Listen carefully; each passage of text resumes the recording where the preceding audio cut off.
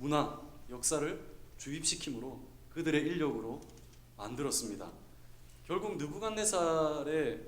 느부갓네살은 포로된 나라들의 종교적, 문화적 정체성을 말살하고 그들을 바벨론 문화와 종교에 동화시키려고 했습니다. 이런 식으로 해서 바벨론은 자신의 세력들을 확장시켜 나갔습니다. 이 동화 정책 중에 하나가 바로 강제 계명입니다. 우리가 아시다시피 다니엘과 세 친구들에게도 강제 계명이 요구되었습니다. 원래는 하나님과 관련된 이름이었습니다. 다니엘이라고 하면 하나님이 우리를 심판하신다. 그 다음에 하나냐라고 한다면 여호와는 은혜로우시다. 그 다음에 미사엘, 누가 하나님과 같은가? 아사랴, 여호와는 돕는 분이다. 이렇게 다니엘과 세 친구는 하나님과 관련된 이름이었지만 바벨론의 신들인 그 마르둑, 벨, 느보의 도움을 구하는 이름으로 계명을 시킵니다. 그래서 다니엘은 벨드사살, 벨신의 아내여 왕을 도우소서라는 뜻입니다. 그 다음에 하나냐는 사드락, 아쿠라는 달신의 명령입니다 라는 뜻이죠. 그 다음에 미사엘은 메삭, 그것은 누가 아쿠와 같은가. 그리고 아사랴는 아벤느고, 빛나는 자 느보의 종이라는 뜻입니다. 이렇게 이름만 강제 계명당할 뿐만이 아니라 바벨론의 사상과 언어, 이런 종교를 배웠고 또 왕이 먹는 음식도 먹어야 했습니다. 그때는 왕이 먹는 음식은 우상에게 바쳐진 제물이었고 그 음식을 신하들에게 분배함을 통해서 신하들이 모든 공급자는 왕과 우상이라는 것을 인식시켜주기 위한 하나의 동화 정책이었습니다. 그래서 우리가 잘 알다시피 1장에서는 다니엘과 세 친구들이 그 왕의 진미를 거절한 이유가 바로 이런 맥락 때문입니다. 비록 강대국에 포로된 신분이지만 절대로 그 바벨론의 문화와 종교에 타협하거나 물들지 않겠다는 그런 강한 의지를 오늘 다니엘서에서 보여주고 있습니다. 제가 이런 바벨론 정책을 가만히 보니까 마치 일본이 우리나라를 식민지화하기 위해서 펼쳤던 그런 동화 정책들, 황민화 정책들을 연상하게 했습니다. 한민족 자체를 부인하면서 원래 일본과 조선은 하나였다라는 그런 내선 일체 사상을 가르쳤습니다. 그리고 조선의 성명제를 폐지하고 일본식 이름으로 계명을 하게 합니다. 창씨 계명이라고 하죠.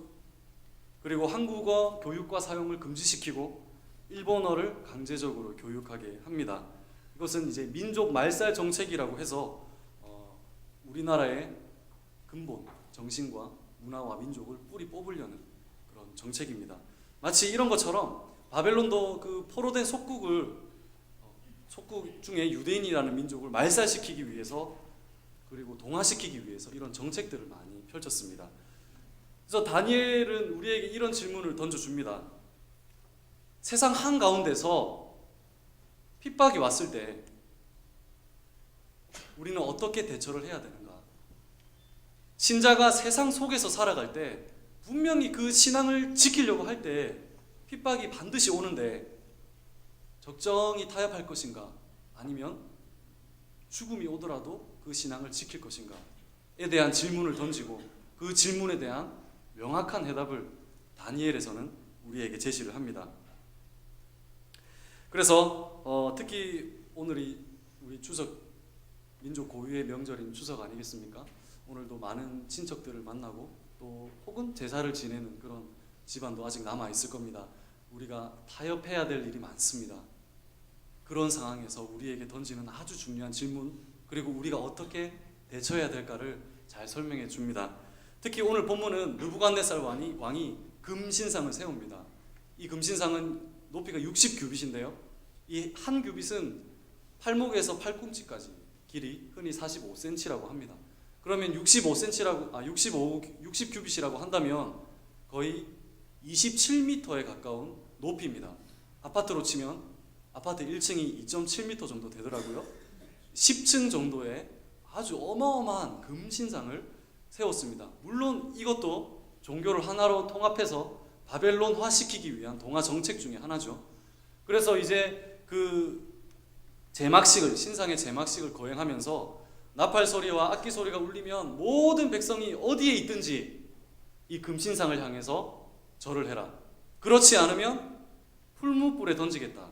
이 풀무불이라는 것은 그 당시 그 벽돌을 굽기 위해서 가마 형태로 만들어진 용광로를 말합니다. 온도가 1600에서 2300도 정도 된다고 합니다. 그런데 신하들이 말하죠. 왕이시여, 모든 백성이 이 금신상에게 절을 했는데 이 절을 하지 않은 세 사람이 있습니다. 다니엘의 세 친구죠. 그들을 잡아오너라. 너무 분노한 왕은 이 풀무불의 온도를 지금보다 7배나 올려라 라고 말했습니다. 이게 7배라는 것이 뭐 숫자상으로 7배를 말하는 것이 아니라 7은 완전수죠. 이 가마가 견딜 수 있을 만큼 최대한으로 온도를 올려라는 뜻입니다. 그리고 잡혀온 그 세 친구에게 얘기를 하죠. 너희들이 지금이라도 금신상 앞에 절을 하면 너희들을 살려주겠다. 그러나 끝까지 절을 하지 않으면 내가 이 풀무불에 너희를 던질 것인데 어떤 신이 이 풀무불에서 타는 너희를 구해낼 수 있겠느냐?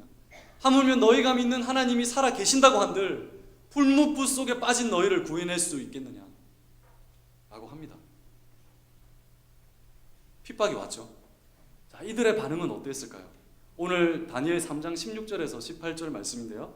우리 같이 한번 읽어봤으면 좋겠습니다. 다니엘 3장 16절에서 18절 같이 한번 읽겠습니다. 시작. 사드락과 메삭과 아벳느고가 왕에게 대답하여 이르되 왕에게 대답할 필요가 없나이다. 왕이여, 우리가 섬기는 하나님이 계시다면 우리를 맹렬히 타는 풀무불 가운데서 능히 건져내시겠고 왕의 손에서도 건져내시리이다. 그렇게 하지 아니하실지라도 왕이여, 우리가 왕의 신들을 섬기지도 아니하고 왕이 세우신 금신상에게 절하지도 아니할 줄을 아옵소서. 아멘. 세계에서 가장 강한 나라의 왕에게 지금 이 세 친구는 뭐라고 대답합니까? 느부갓네살이요, 우리가 이 일에 대해서는 왕에게 대답할 필요가 없습니다. 하나님 외에 다른 신에게 절하라는 그 말에 우리가 대답할 가치도 없고 그것을 설득하거나 논증할 가치조차 없습니다. 하나님께서는 반드시 우리를 이 풀무불에서 건지실 것이고, 만약에 그렇게 아니하실지라도, 우리가 불 속에서 다 죽는다 할지라도 우리는 살아있지도 않은 왕이 세운 금신상에게 결코 절하지 않겠습니다 하고 말했습니다. 여러분, 신자가 이 불신 세상 가운데 살아갈 때, 그 신앙을 지키려고 할 때 반드시 박해와 핍박이 오게 되어 있습니다. 그럴 때 우리는 어떻게 해야 되는가? 적당히 타협하면서 세상에 적응하는 기독교가 되어야 하는가? 진리 문제에 있어서만큼은 하나님을 섬기는 문제에 있어서만큼은 절대 타협하지 않고 끝까지 지킬 것인가? 여기에 대한 명확한 해답을 오늘 우리에게 줍니다. 사랑하는 여러분, 사단도 나라가 있습니다. 그 나라에 우리 성도를 식민지화 시키기 위해서 사단도 동화 정책을 펴죠. 마치 바벨론이 동화 정책을 폈던 것처럼, 일본이 민족 말살 정책을 폈던 것처럼 사단들도 우리 성도를 사단의 세계의 가치관에 흡수시키고 동화시키기 위해서 많은 전략들을 사용을 합니다. 성경과 하나님에게서 멀어지게 하기 위해서 성경과 정반대되는 세상의 가치관들로 우리를 흡수시킵니다.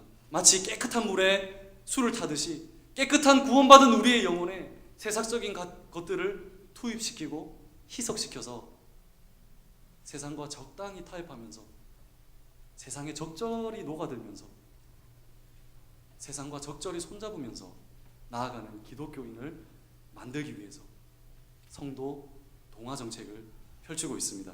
이럴 때일수록 우리는 다니엘의 세 친구와 같은 결단이 필요합니다. 예수님의 시험을 보십시오. 예수님께서 사역하시기 전에 마귀에게 세 가지 시험을 받았습니다. 어쩌면 이것은 우리 성도들에게도 가장 큰 시험의 종류가 됩니다. 이것에 예수님께서 받으셨던 세 가지 시험의 결론은 무엇입니까? 타협해라는 것이죠. 마귀가 십자가 지지 말라 했습니까? 사역하지 말라고 했습니까? 아닙니다. 타협하자는 거죠.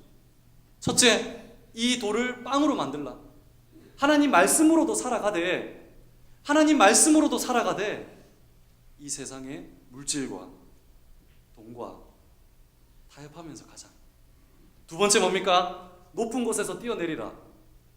이것은 명예와 인기와 또 인정을 유혹하는 것이죠. 세 번째는 뭡니까? 사탄에게 절해라. 그리하면 이 모든 명예와 부귀와 권세를 너에게 주겠다. 결국에는 타협하자는 거죠. 하나님도 좋고 세상도 좋다는 겁니다. 하나님도 섬기고 세상 것들도 함께 가자는 거죠.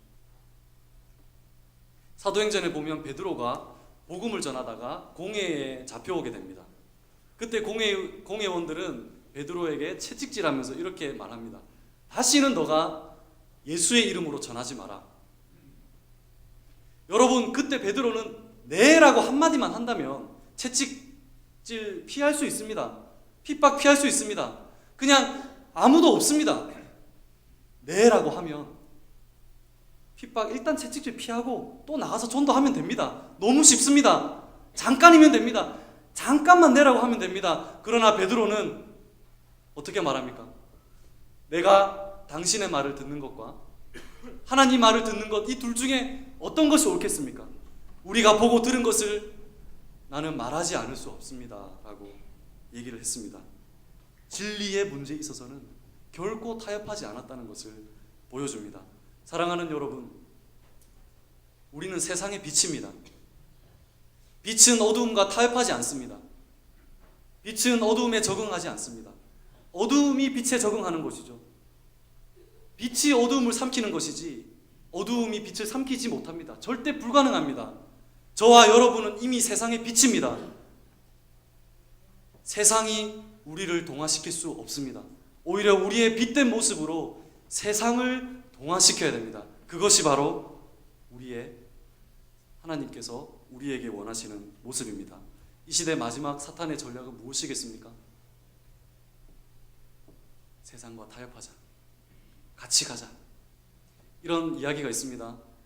사탄이 자기 부하들을 이제 인간 세상으로 보내기 위해서 파송하기 직전에 모았습니다. 그리고 그 부하들에게 질문을 했다고 합니다. 어떻게 해야 많은 성도들을 지옥으로 끌고 올 수 있겠느냐? 너희가 한번 방법을 제시해봐라. 그랬더니 한 부하가 이렇게 말합니다. 저는 과학을 통해서 하나님이 없다는 것을 인식시키겠습니다. 그러자 대장이 이렇게 말합니다. 안 된다. 그것은 이미 오래전부터 우리가 해왔다. 그리고 지금은 과학으로서 하나님이 살아계시다는 것을 증명하고 있다. 그것은 안 될 것 같다. 두 번째 부하가 말합니다. 그러면 저는 성도들에게 지옥이 없다고 말하겠습니다. 그러면 성도들이 더 죄를 짓지 않을까요? 그러자 대장이 이렇게 말했습니다. 그것도 안 된다.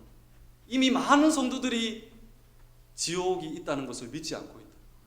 여러분, 지금 미국과 영국의 유명한 보수 신학자들도 지옥의 존재에 대해서 의문을 품고 있습니다. 세 번째 부하가 말합니다. 그러면 저는 성도들에게 많은 고난과 고통을 주겠습니다. 그랬더니 또 대장이 말합니다. 그것도 안 된다. 지금 2000년 역사 동안 얼마나 우리가 많이 핍박을 해봤느냐. 교회를 멸하려고 얼마나 많이 고난을 줘봤느냐. 그런데 교회는 더 부흥하더라. 신자들에게 고난을 줘왔더니 더 하나님을 의지하더라. 그것도 안 될 것 같다. 이제 마지막으로 한 부하가 얘기합니다. 그러면 이렇게 해보면 어떨까요? 적당히 합시다. 천천히 믿읍시다. 너무 서두르지 말고 타협하면서 갑시다 라고 유혹하면 어떨까요? 그랬더니 대장이 그래 그거다. 이제는 사실 한국 교인들 믿음 너무 좋지 않습니까? 고난이 온다고 버리겠습니까? 여러분, 고난 온다고 하나님 버리겠습니까? 하나님 더 붙잡죠.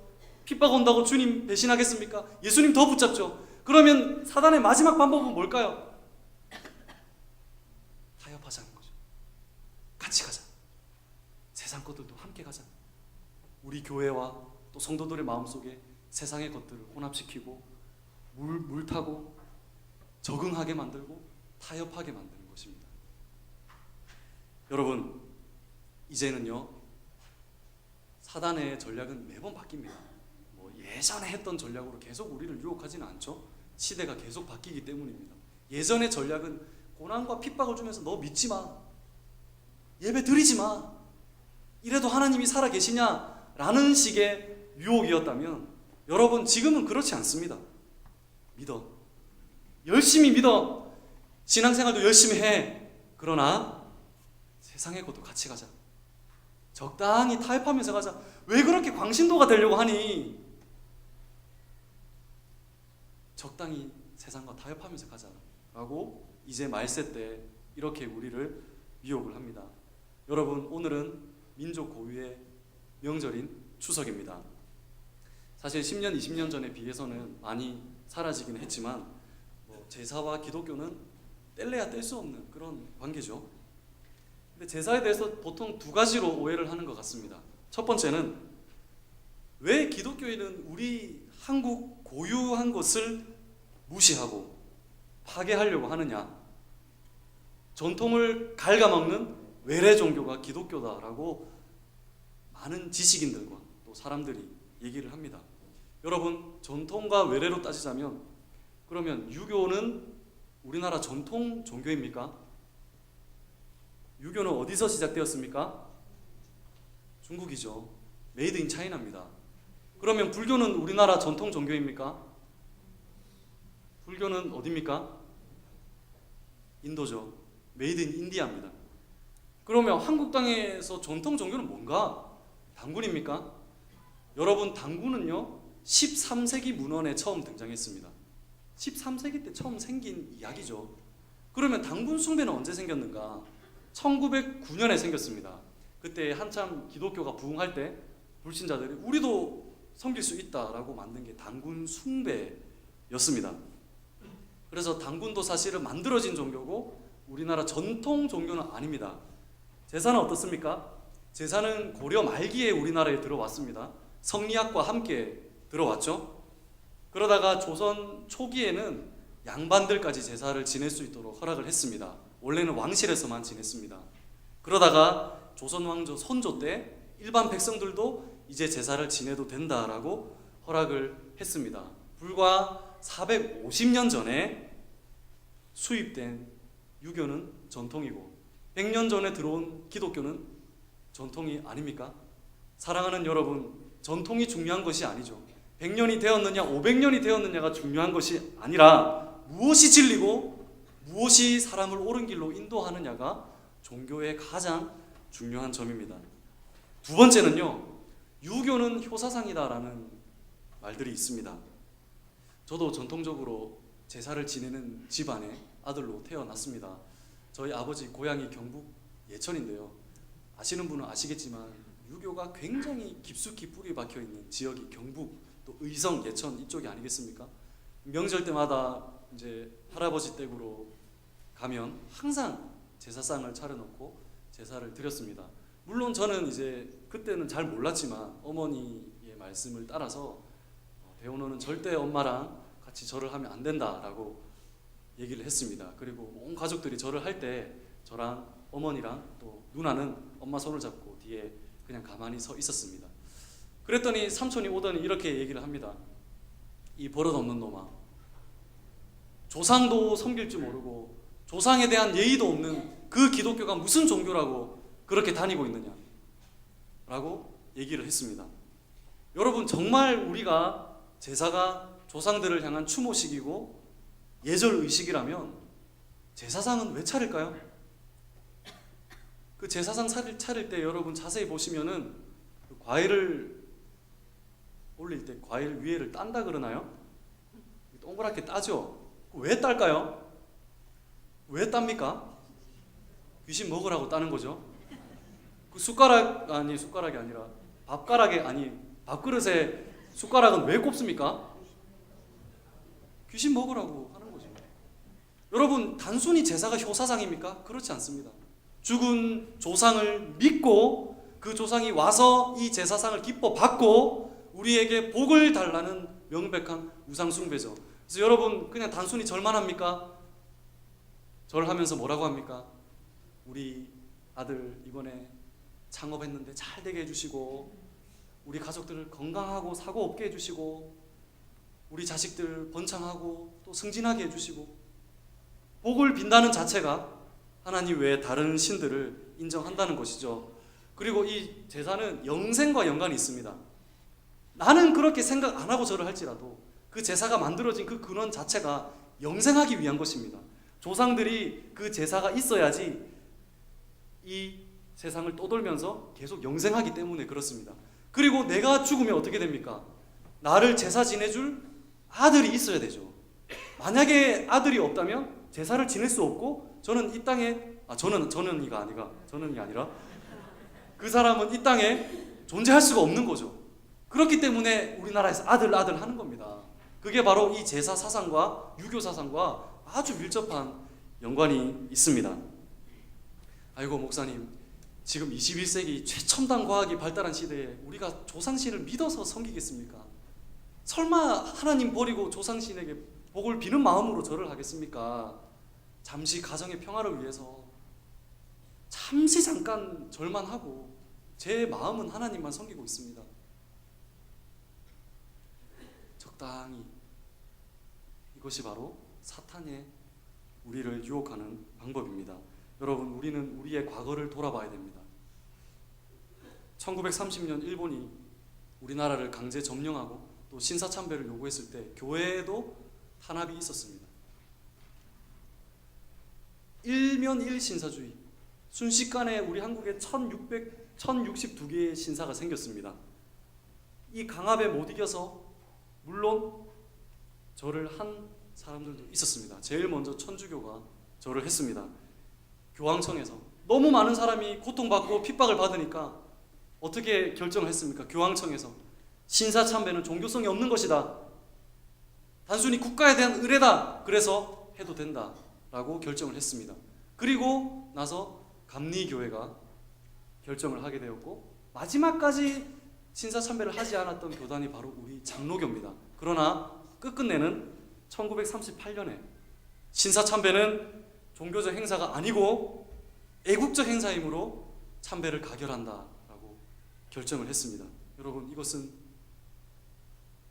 한국 역사에 너무나도 비극적인 역사입니다. 물론 그 시대 상황에 너무 많은 핍박과 죽음이 앞에 있을 때 그것은 결코 쉬운 것이 아니었겠죠. 여러분, 그러나 기억하십시오. 동일한 공간에 동일하게 핍박을 받았던 사람들 중에 많은 사람들이 끝까지 믿음을 지킨 사람도 있었다는 것입니다. 그렇게 함으로써 200개나 되는 교회가 파괴되었고 2,000명이나 되는 성도가 투옥되었고, 그 중에서 고난받다가 고문받다가 50명이나 되는 성도가 순교했습니다. 여러분, 끝까지 신앙을 지킨 성도들도 있었다는 사실입니다. 사랑하는 여러분, 하나님은 우리의 신앙을 순수하게 지키기를 원하십니다. 세상에 적응한 기독교가 아니라 기독교에 적응한 세상을 만들고 싶어 하십니다. 근데 우리가 세상과 타협한다면 세상이 기독교에 적응할 수 있을까요?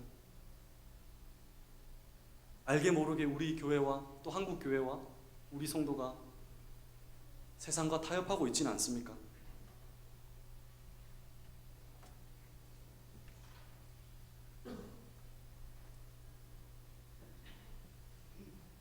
주일 예배도 중요하지만 목사님, 성적도 중요하잖아요. 시험 기간에만 조금 빠지겠습니다. 제가 교회를 떠난다는 게 아니라, 하나님 안 믿는다는 게 아니라 시험 기간에만 좀, 목사님 좀 어떻게 안 될까요? 목사님 사회생활 안 해봐서 그렇죠. 선후배 관계, 직장 생활에서 선후배 관계를 좋게 하려면 어쩔 수 없이 술을 마셔야 됩니다. 담배도 펴야 돼요. 목사님 적당히 할게요. 목사님 사회생활 하다 보면 너무 정직하면 손해봅니다. 어떻게 장사하면서 정직하게 해서 돈 벌 수 있겠습니까? 목사님 먹고 살아야죠. 돈을 벌어야 먹고 살 거 아닙니까? 적당히 해야 됩니다, 목사님. 목사님, 이번 한 번만 제가 하나님을 버린다는 것이 아니라, 조상을 믿는다는 것이 아니라 가족의 평화를 위해서 핍박이 있잖아요. 그것만 잠시 피할게요. 목사님, 저는 조상 믿지 않습니다. 절만 할게요. 사탄은 세상에 적응한 기독교를 만들기 위해서 지금 우리를 유혹하고 있습니다. 여러분, 독일의 나치가 독일 교회를 점령했을 때 독일 교회는 아무런 저항도 하지 못했습니다. 심지어 어떤 교회들은 히틀러와 나치의 만행에 종교적인 해석을 가져다 붙이면서 적극 찬성하기도 했습니다. 그래서 독일의 신학자 칼 바르트는 독일 교회가 그리스도를 따르는 것이 아니라 히틀러를 따르고 있다라고까지 얘기를 했습니다. 물론 어떻습니까? 여러분, 인간이기 때문에 예수님 믿는다면 죽이는데 어떻게 합니까? 그 시대 상황은 이해가 됩니다. 그러나 그런 시대 속에서도 끝까지 신앙을 지켰던 사람도 있었다는 겁니다. 할 수 있다는 거죠. 본헤퍼라는 신학자는 끝까지 자신의 믿음을 지키면서 나치의 외압에 굴복하지 않고 방송과 라디오와 여러 글과 매체를 통해서 기독교를 알리고 오히려 교회를 향해서 우리가 이럴 때일수록 더욱더 굳게 서고 정신 똑바로 차리고 믿음의 신앙을 절기를 지켜야 된다라고 얘기했습니다. 결과는 어떻게 되었을까요? 죽었습니다. 사형당했습니다. 뻔히 알았습니다. 그러나 다니엘과 세 친구처럼 그렇게 아니하실지라도, 내가 죽는다 할지라도 진리 문제에 있어서만큼은, 하나님을 섬기는 문제에 있어서만큼은 절대로 타협하지 않겠습니다. 고개도 숙이지 않겠습니다. 형식적으로라도 절하지 않겠습니다. 종교개혁자 마틴 루터가 비텐바르크 성에 숨어있는 동안에 그 라틴어 성경을 독일어로 번역하는 아주 대과업을 이루었죠. 근데 그때 당시에 마음속에 끊임없이 이런 생각이 들었다고 합니다. 적당히 할까? 조금만 타협하면 되는데 내가 너무 광신도적인 건 아닌가? 적당히 해서 타협하면 핍박은 면할 수 있는데 그렇게 할까? 이런 유혹들이 계속 들었다고 합니다. 그럴 때마다 이 마틴 루터는 자기 책상에 있는 잉크 병을 벽에 던져가면서까지 끝까지 진리 문제에 있어서만큼은 절대로 교황과 타협할 수 없다라고 마음을 먹었습니다. 사랑하는 성도 여러분, 다니엘과 세 친구가 바벨론의 문화와 종교에 일체 타협하지 않은 것처럼 여러분, 세상에 적응한 기독교가 아니라 하나님은 우리를 통해서 기독교에 적응한 세상을 만들기를 원하십니다. 오늘은 특별히 민족 고유의 명절 추석입니다. 여러분, 양보하십시오. 또 불신자 친척들, 또 많은 사람들이 모이는 가운데 진리 문제가 아닌 것에 있어서는 타협하십시오. 양보해 주십시오. 내가 손해 보더라도 사랑을 하십시오. 그러나 진리 문제에 있어서만큼은 내가 조금도 타협하거나 적응하지 않겠습니다 라는 이 다니엘과 세 친구의 마음을 가지고 그렇게 할 때 결국에 어떻게 되었습니까? 기독교에 적응한 세상이 되었지 않습니까? 결국에 그런 다니엘의 세 친구들의 모습을 보고 세상의 왕이 하나님을 찬양하지 않습니까? 느부갓네살 왕이, 하나님을 모르는 왕이 하나님을 찬양하지 않습니까? 다리오 왕이, 세상의 왕이 그 세 친구의 믿음을 보고 하나님을 찬양하지 않습니까? 그는 살아계신 하나님이요 그의 나라는 멸망하지 않을 것이다. 이것은 세상 왕의 입에서 나온 고백입니다. 바로 세상에 적응하는 기독교가 아니라 기독교에 적응하는 세상을 만들기를 원하십니다.